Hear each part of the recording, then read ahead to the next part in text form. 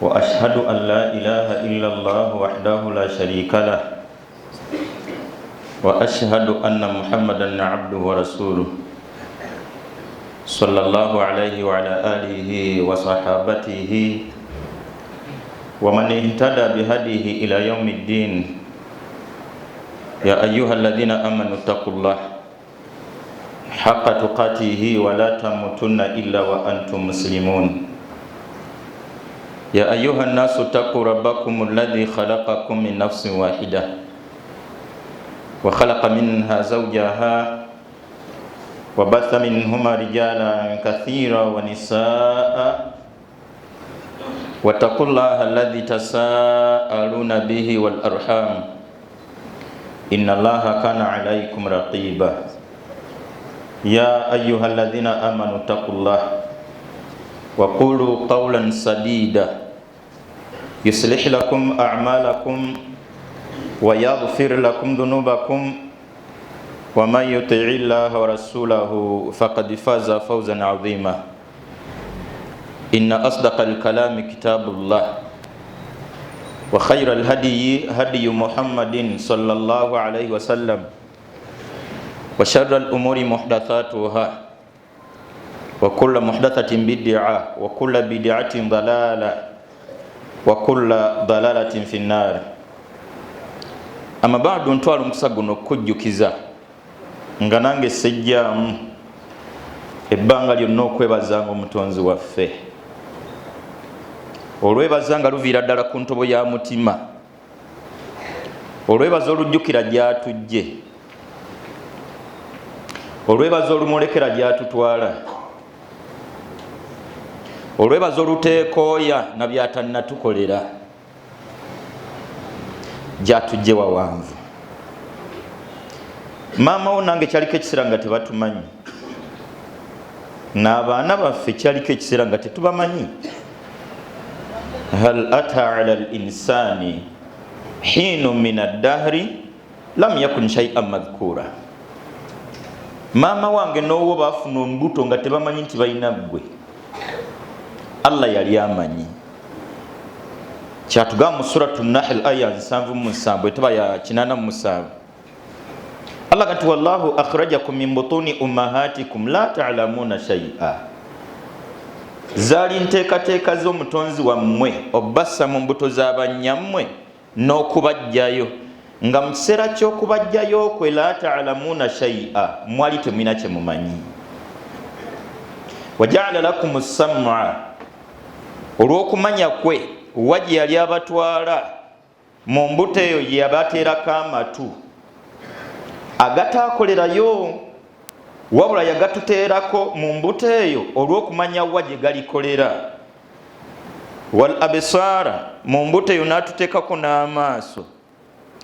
Wal afida, mu mbuto eyo n'atuteeka n'ebiyunge by'omunda, mitima, nsigo, bibumba, bwongo, nga byonna mu kiseera ekyo twali tetubyetaaga, wabula olw'okumanya kwe wajje yali atutwala yabituweera eyo, ng'omulamu omukulu gwatwagaza la'allakum tashkurun, nga mmwe omulimu gwammwe omunene kumwebaza. Wali ofunyeyo akadde akeebuza nti naye ddala mubeebaza omutonzi waabwe mwendi? Wakati mu kwebanja n'okwebuuza oba mubeebaza omutonzi waabwe mwetuli, kino kikulu nnyo. Aneebaza omutonzi we mbyatandikirako kwe kwessaamu munda we, kwe kwessaamu mu ntegeera ye, kwe kwessaamu mu ndaba ye, enzikiriza, endaba, ekakasa nti byonna bye nnina mutonzi wange, na byonna bye siina mutonzi wange. Baganda bange, tuddeyo tusiriikirire, tuwangalire mu bulamu obwebaza omutonzi waffe. Lw'oliwaayo obudde ku Allah byakkolera, wakati mu kujjukira gyakujje ogenda kusala pressure ku gyakutwala. Buli lw'owuliramu obweraliikirivu ku wiiki ejja, buli lw'owuliramu obweraliikirivu ku biseera by'abaana be ebijja, kabonero akalaga obunafu bwo, obunafu bwange mu kwebaza omutonzi wo. Abakkiriza nti byonna bye balina mutonzi waabwe balina obukakafu nga bw'aba yabikoledde bo n'abaana ajja bibakolera. Balina obukakafu ng'olw'olugendo oluwanvu gy'abajje ne gy'abatwala ka bamuleke yamanyi. Buli lw'owulira ng'ensi ekutuulidde kabonero akajjayo obunafu bwo mu kwebaza omutonzi wo. Tolina wakuluma. Ku nkuyanja efumbekedde mu malwaliro. Wasasula mmeka gwe ze wasasula olumu ezaalema abaliyo. Allahumma nga ne ku duniya okyaliko. Gwe omusasuzi w'omusolo omulungi ku nsi gw'osaanidde. Sebo, basebana tebasaanidde gw'osaanidde. Basebagala tebasaanidde nga gw'osaanidde. Abdul Karim Sentamu tebasaanidde gwe muli olaba gw'osaanidde. Allah sasire mukwano gwange aginsereko mutumba. Allahu akbar walillahi alhamdu. Yali yingidde tannaweza nnaku 2. Baddu Allah kansinzira wano wennyini nkubikire. Kansinzira wano wennyini nkubikire. Saagala kubika mulala mbika gwe nga nange bwe neebika. Wallahi bwe lulikeera nga lwakubiri, bwe lulikeera nga lwakuna, bwe lulikeera nga lwa Mande nga Sekafarisi yafudde, bwe bulikeera bwe butyo nga nze, bwe bulikeera bwe butyo nga ggwe. Bw'olaba ensi efaanana nga Allah alina gwajjuludde, bwe lifaanana nga gwogenze. Ebiri mu maka ga Nsereko Mutumba olwaleero bye biribeera mu maka ga Sekafarisi, bye biribeera ewange, era bye bize bibeera mu maka g'Abakirya, maka g'aba Supreme Mufti Sheikh Kayongo, maka g'Ababahiga, bye byalina maka gammwe kitammwe lwe yafa. Kifaananyi kimala okukusiigira embeera bwe lifaanana ng'ogenze. Gwe muli olaba ensi erina kyejula Sentamu, Uganda erina kyejula Supreme Mufti, buli kimu kyasigala kitambula. Baddu ba Allah, twebaze nnyo Allah omukisa gw'obulamu gwakyatuwadde. Wakati mu gukozesa olukozesa oluterekeramu olutebalira, omuntu aleke kwejjusa lunaku ng'obulamu Allah abunonye. Allah bayogerako nti yauma idhin yatadhakkaru l-insanu wa anna lahu dhikra. Lwe lunaku omuntu eyajjukizibwanga okulwetegekera obulamu Allah lwali bunona, lwe lunaku omuntu lwagenda okwejjusa wa anna lahu dhikra, nga ne byeyejjusa byonna tebiina kye bigenda kuzza. Yaqulu ya laitani qaddamtu li hayati, agenda kukuba miranga na biwobe nti dawe bwe neetikka ebyokutegekera abaana ne seetegekera gyendaga, kale singa nateekateeka.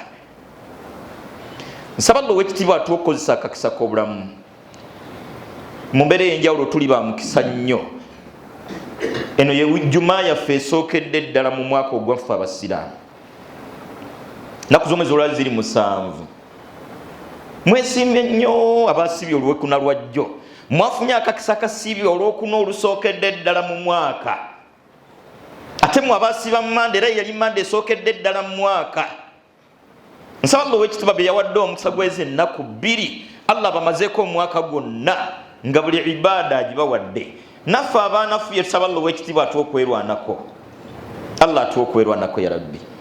Wakati mu nnaku z'omwezi ezo ziri 7, omwezi gwe gusookera ddala guyitibwa Muharram, omwaka gwa 1444 okuva Nabbi lwe yasenguka sallallahu alaihi wasallam okuva e Makka okwolekera e Madiina.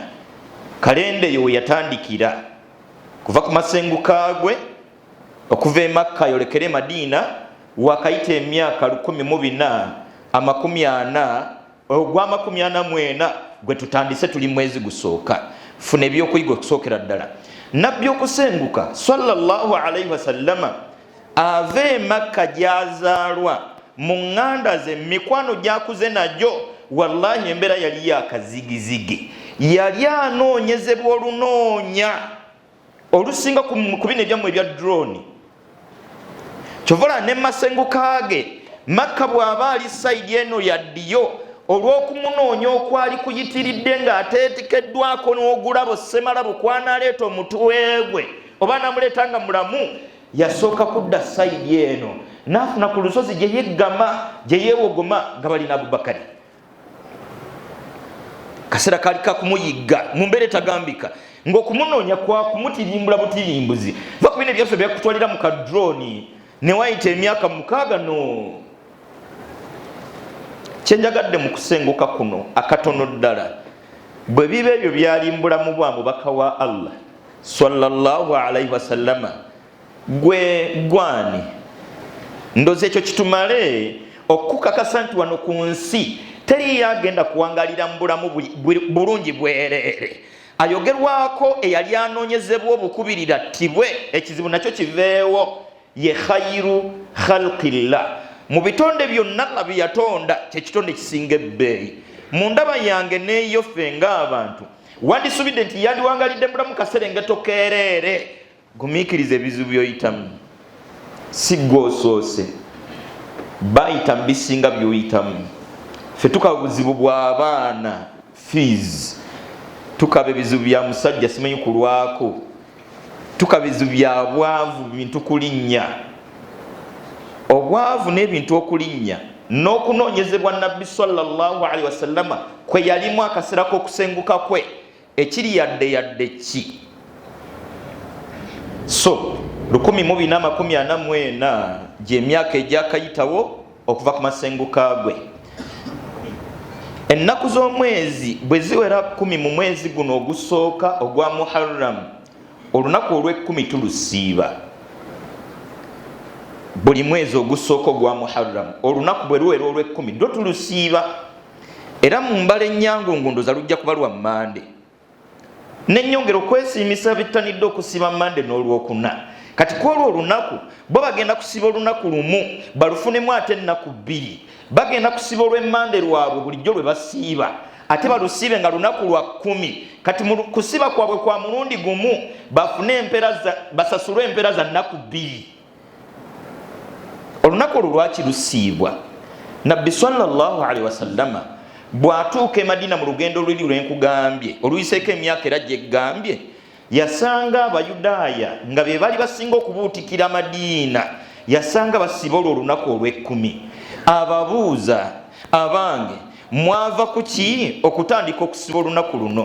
Ne banga nti olunaku olwo ffe nga bakkiririza mu Nabbi Musa alaihi salamu tulusiba kuba Musa lwe lunaku lwe yataasibwa ku kibambulira kya Falaawo.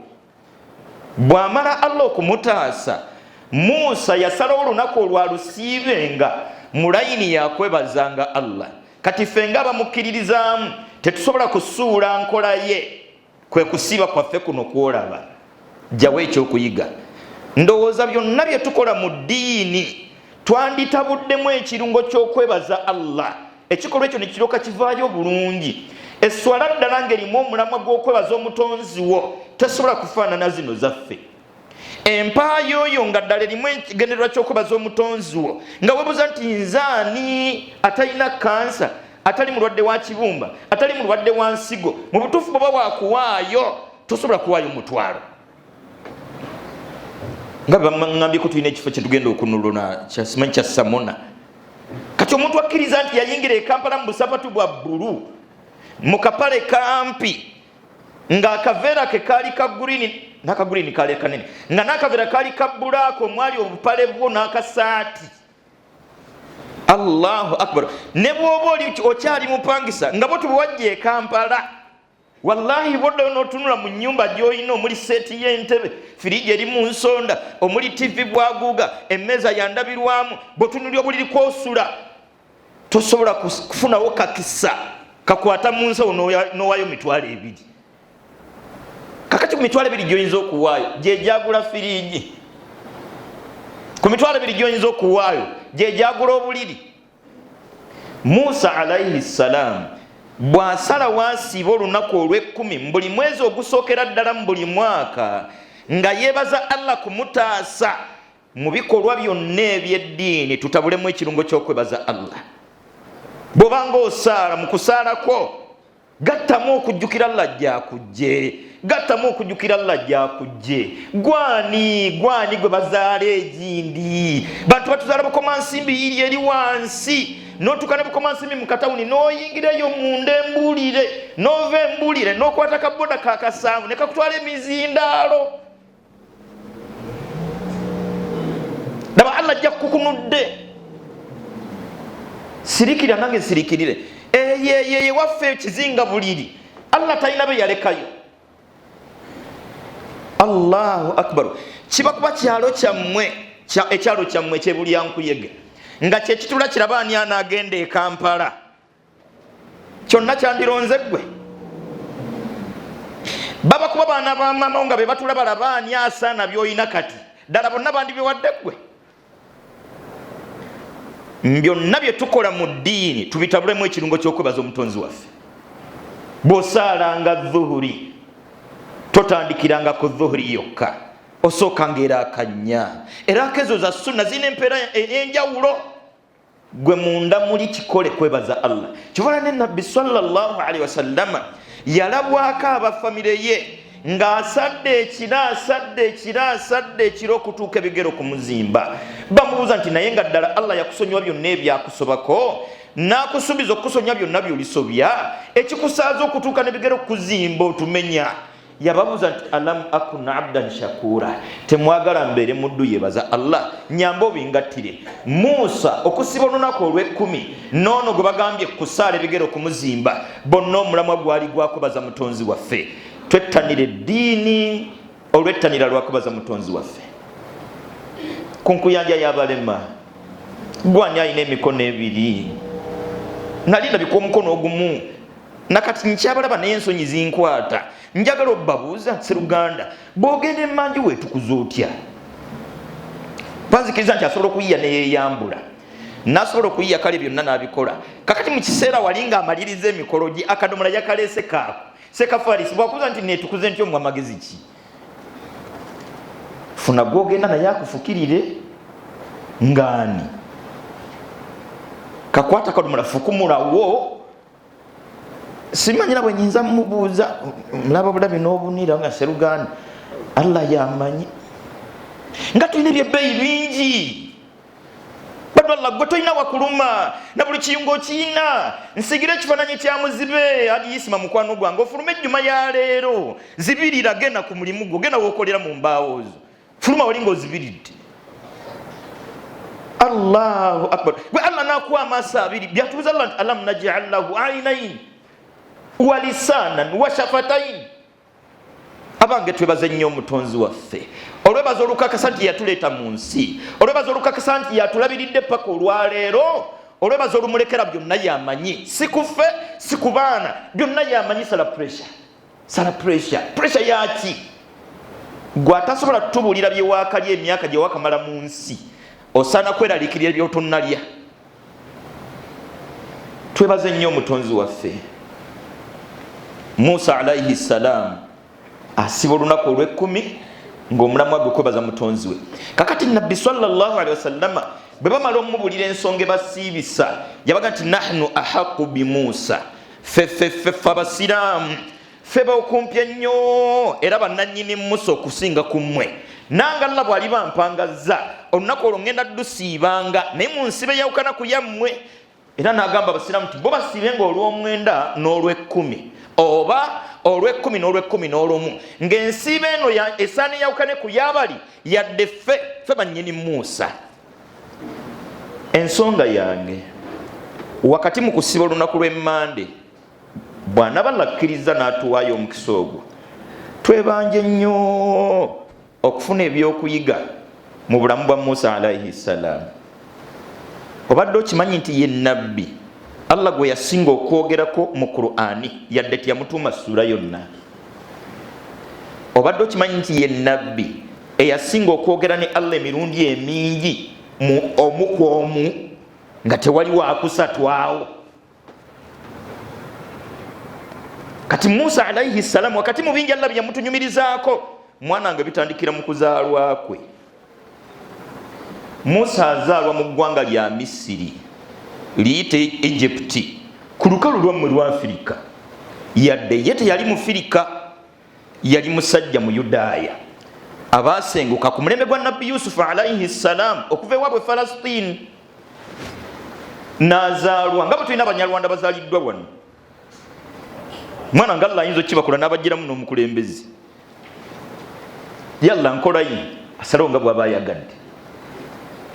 Musa alayhi salam nzalwa ya Misiri yadde eggwanga lye si mu Misiri, musajja mu Yudaaya. Kigambo kwagala buyinza okerewanga okunenya abakyagadde ennyo, okerewanga okunenya ayagadde ennyo obuyinza.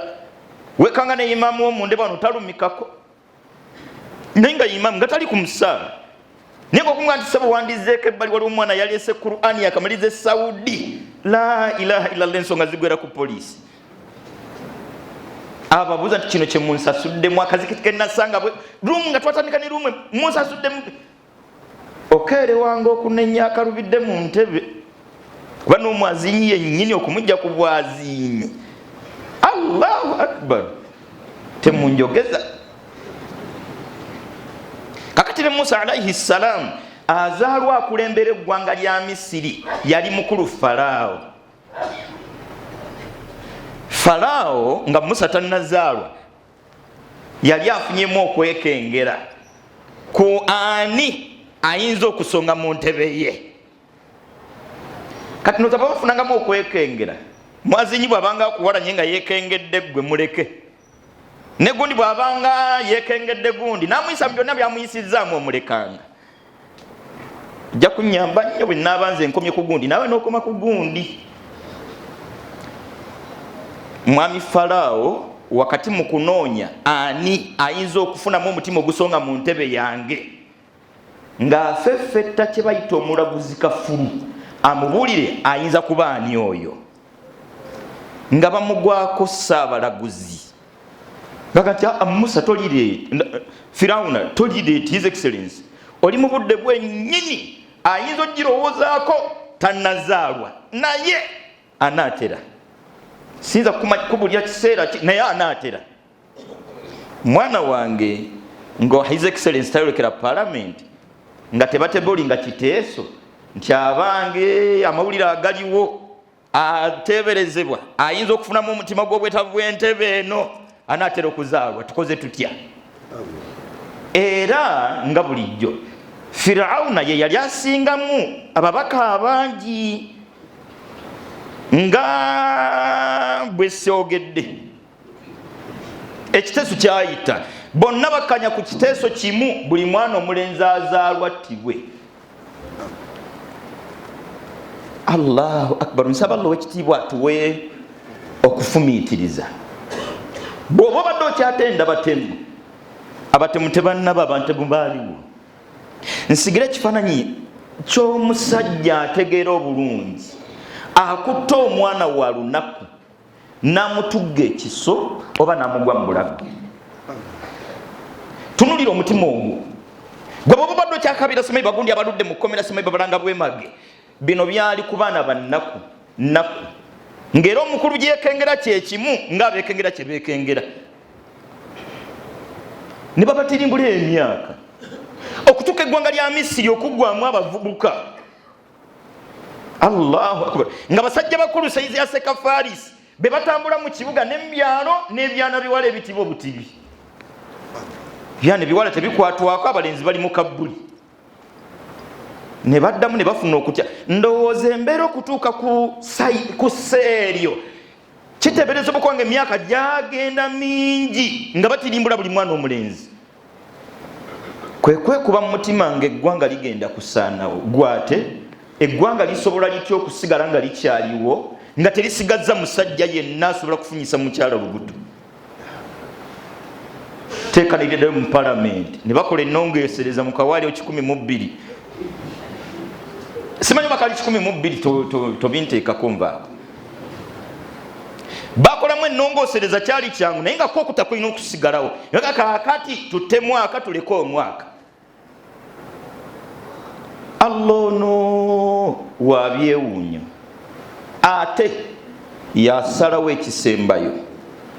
Musa alayhi salam ng'okutta okwasoose kuwedde, basse buli mwaka eggwanga liweddemu abavubuka. Mu biseera bya nnongoosereza ng'eyise yeetandise okukola, tutte omwaka tuleke omwaka, Musa mwazaalwa. Allah wabyewuunya, Musa azaalwa omwaka gwakutta. Nga mu ndaba eyaffe ennyangungu Musa okubona yali ayina kuzaalwa mwaka gutali gwakutta. Musa azaalwa mwaka gwa kutta. Mulerwa eyazaaza maama wa Musa mu kayumba ke yabikira mukadde azadde Musa nga kibi ng'olabye. Asindise omwana n'amanyirawo nti nzadde muki? Zadde mulenzi ate omwaka gwe nga mawulire mabi. Wakati mu nnaku Saidi yazadde n'amuzaazisizza mu suratul Qasas aya 7 Allah tugati wa auhaina ila ummi Musa an ardi'ihi, ne tusobokera mama wa Musa nti si mawulire ga nnaku si kibi, gwe kwata omwana muyonse. Fa idha khifti alayhi, bw'owulira okuyonsa okutidde, fa alqihi fil yammi, funa ekibookisi kyambaawo muzinge bulungi musabike bulungi, teeka ku mazzi. Wala takhafi wala tahzani, totya bano bonna bye boogera, totya byonna bye basazewo sibe, tebalina buyinza. Wala takhafi wala tahzani, tonakuwala ku mwana gy'alaga, tofunamu kutya. Inna radduhu ilayki, omwana ono yonna gye tunamutwala tugenda mumukomezaawo. Wajailuhu minal mursalin, enteekateeka ze tumuyinako waakuba mubaka waffe. Mawulire ago mama wa Musa yeekuŋŋaanya ku kuyonsa n'okuteeka omwana ku kibokisa kisse ku mazzi alondeko kimu, ng'omukyala okuyonsa kwagaana. Nimba obunkenke bwonna bwaki? Buyinza. Ebiseera tebitukkiriza kumalayo kyafaayo ekyo, naye mama Musa mubufunze ddala yasabika Musa namussa mu kibokisi kyambaawo, n'agamba kakulu ka Musa kali kawala kamuwerekereko, ne bawummuza ekibokisi ku mazzi. Wakati mu nnaku mu maziga ng'omuzadde, ng'akawala katunulira mu nnyina waako, kibokisi ne kitwalwa amayengo. Allah wa buyinza. Ekibokisi kyakuba amayengo gakuba ekibokisi nga gakitwala ku ludda olwa State House. Ewe jarabbi, oyo ye Allah.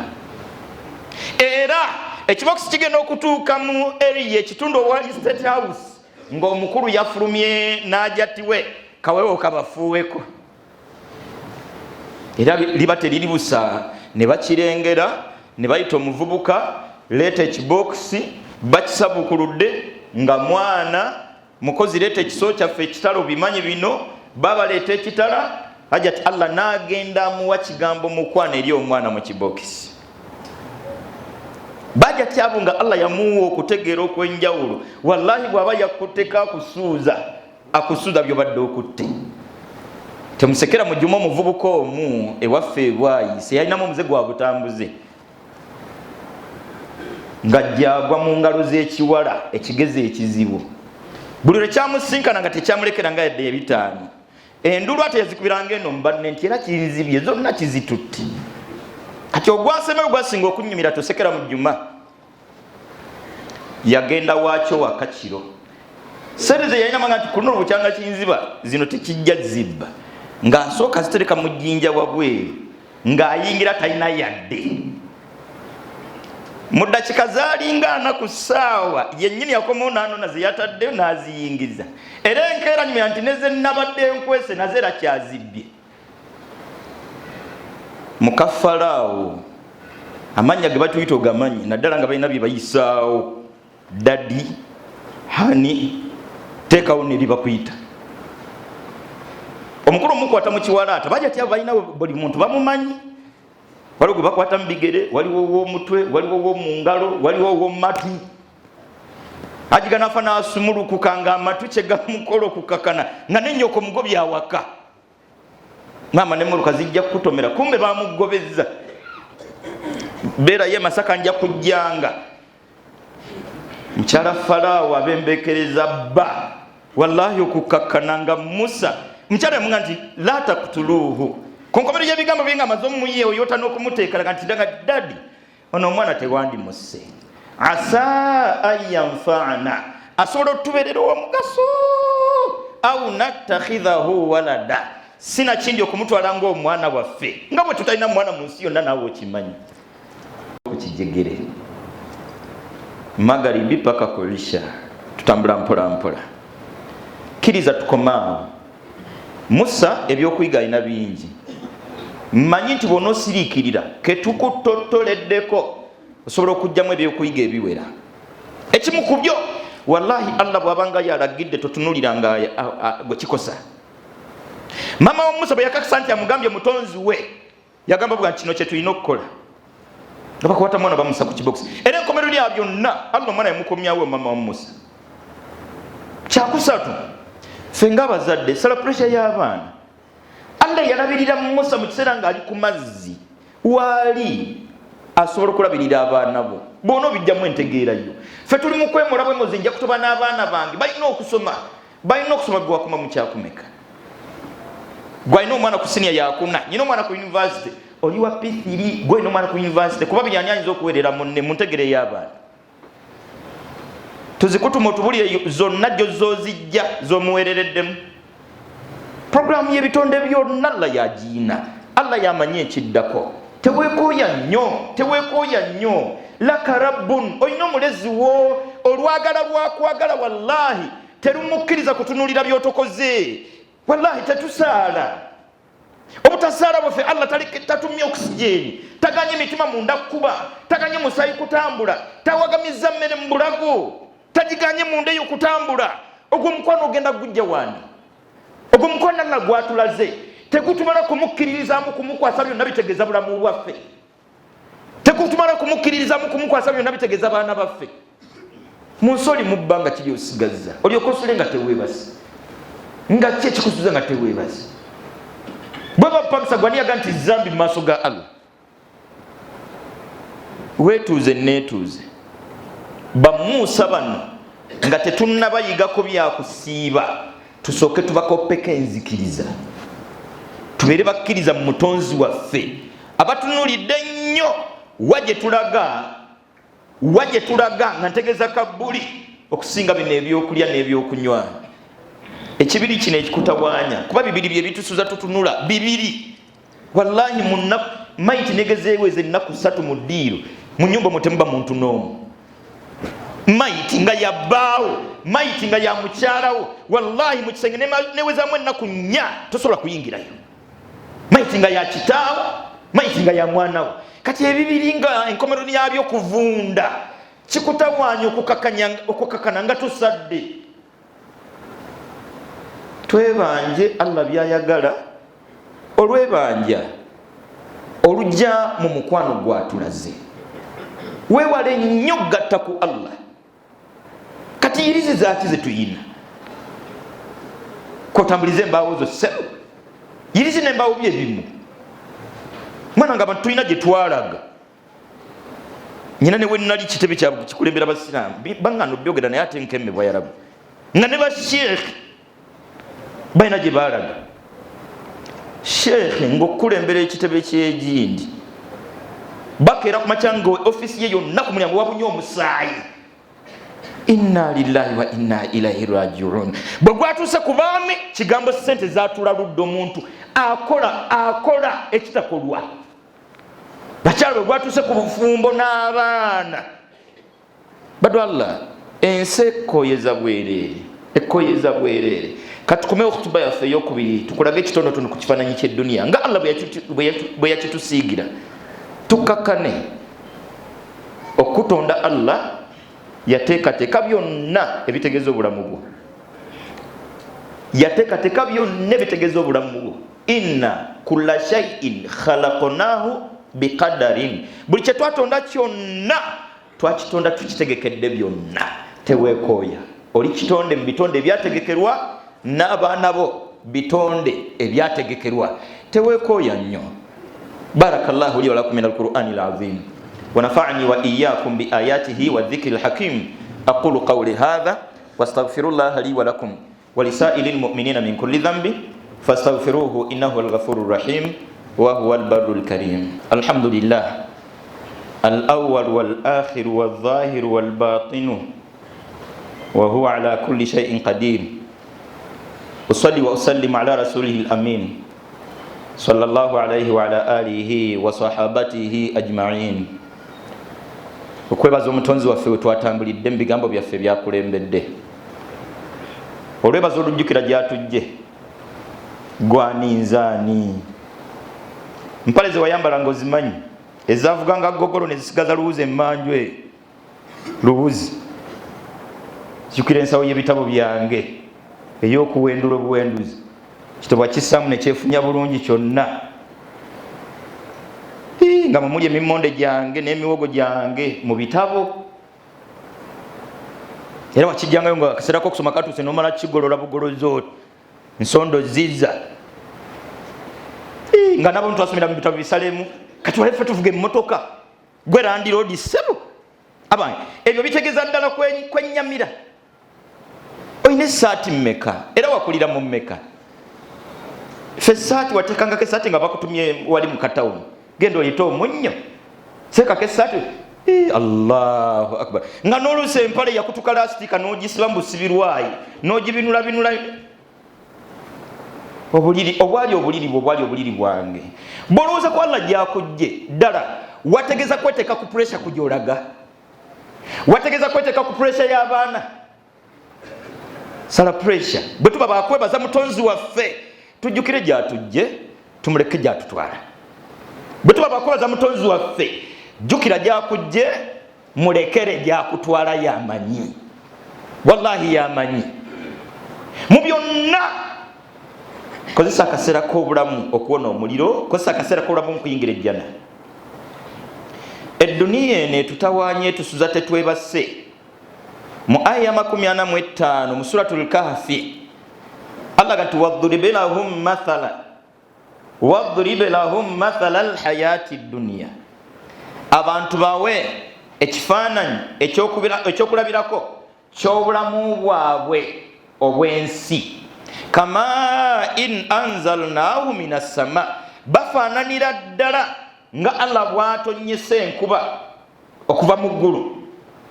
Fakhtalata bihi nabatul ardi, enkuba eyo nejja yeetabula n'ebirime ebisigiddwa mu ttaka. Ng'ebbanga lyemala ng'ejja etonnya ebirime bimera, ebbanga lyemala ng'ejja etonnya ebirime bitiba.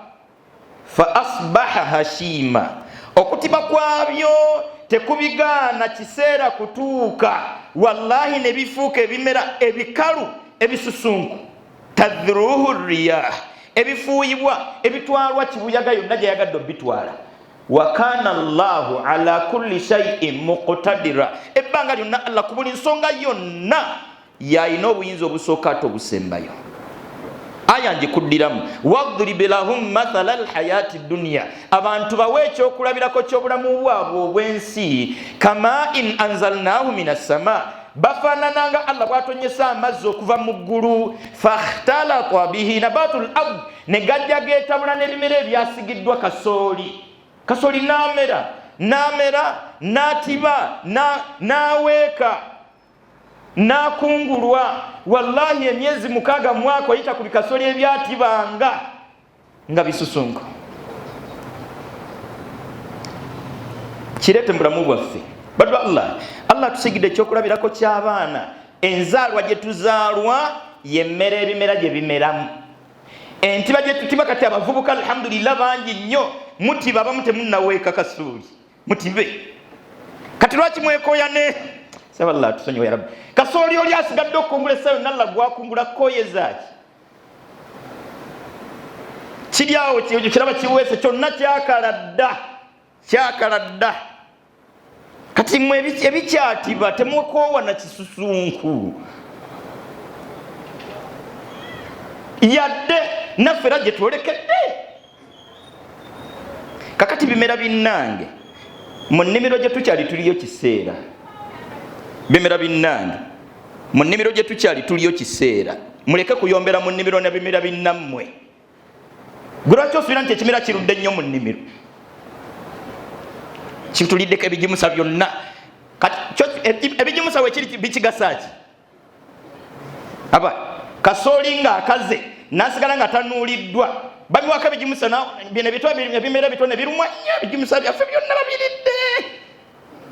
nga kiri mu bukalu bwakyo kibigasiddwamu. Kyakubiri, gwe bigimusa bwe babikuwa n'owangalira mu nnimiro lubeerera. Kyakusatu, gobadde okimanyi nti nnyini nnimiro alina lwasalira olusalira, yasalira mu covid awo. La ilaha illallah, n'atwala ebitoototo ebikulukulu ebiweese ebitannaweka, naleka nnimiro ng'etangaala n'owulira enduulu. Bimera binnange, enduulu zaaki? Nduulu zaaki nga bw'ogenda mu mbuzi z'oggosalo nti eno ye yazuhiya, bwe bazuhiya naawe eri olwazuhiya lw'oligenda nga kwolugwo nnyini bimera ebigwe gwasonzeeko. Bimera binnange, teweekoya na bimera binno. Ne bino by'oweese si gwe wabyeweesa. Kati goli okowa ne bino by'oweese ng'essaawa yonna bakukungula. Puroguramu yonna ey'ennimiro mwe tulinga ebimera tugirekere nnyini nnimiro. Ffe tukole bye yatugamba lwe tunaatuuka ku byatutegekera olunaku lwali tukungula. Seriko Mutumba Allah yamukungudde, nawe olala bazaakungula. Ne gwolabanga ekizibu kyo, nze ndaba nga bw'aba kasooli mukalu bulungi, ssaawa yonna gye yasasigaddwa kunonwa bunonu, yadde ate bayinza okusooka gwe. Kakati ndowooza tuleke kwekoya na bimera binnaffe, tufookasinga ennyo kuwa gye tulaga. Essaawa yonna mu nsi tuvaamu, essaawa yonna tuva mu nnimiro, fokasinga kuwa gy'olaga. Baddu Allah, wano tuliwo kaseera tuli mu nnimiro, essaawa yonna okungulwa. Saagala bisussaawo kuba naawe ojja kisussa. Nsaba Allah wekitiibwa ate okufumiitiriza, Allah ate okulongoosa nga akakisa kakyaliwo. Nsaba Allah wekitiibwa atuwa obusiraamu obwannamaddala obuviira ddala ku ntobo y'emitima gyaffe. Allah atuwa obusiraamu obumulekera byonna ebitegeeza obulamu bwaffe. Allah atuwa obusiraamu obutuwa okwebanja byonna byayagala. Allah atuwa obusiraamu obutuwa okwegambako ku byonna Allah byatayagala. Nsaba Allah atuwa okulongoosa nga akakisa kakyaliwo. Nsaba Allah atuwa okulongoosa nga akakisa kakyaliwo. Nsaba Allah atuwa okulongoosa nga akakisa kakyaliwo. Nsaba Allah wekitiibwa atutaasa okwekoya n'ebimera binnaffe naddala ebikaddiye. Nsaba Allah wekitiibwa atutaasa okwekoya n'ebimera binnaffe naddala bye tuweese. Nsaba Allah wekitiibwa atutaase atuwa okujja ebirowoozo ku bimera binnaffe. Yamanyi eddi lwabirikungula, yamanyi eddi lwalitukungula. Nsaba Allah wekitiibwa ng'abatonda ebitusobyeko amale gatusonyiwa. Nsaba Allah wekitiibwa ng'abatonda ebitusobyeko amale gatusonyiwa. Nsaba Allah wekitiibwa ng'abatonda ebitusobyeko amale gatusonyiwa. Nsaba Allah wekitiibwa tutaasa embeera yonna eyinza okutulemesa byayagala. Nsaba Allah wekitiibwa atuwa embeera yonna ejja okutusobozesa byonna byayagala. Tutaase Allah obwavu si bwangu ku byoyagala. Allah tutaase obwavu si bwangu ku byoyagala.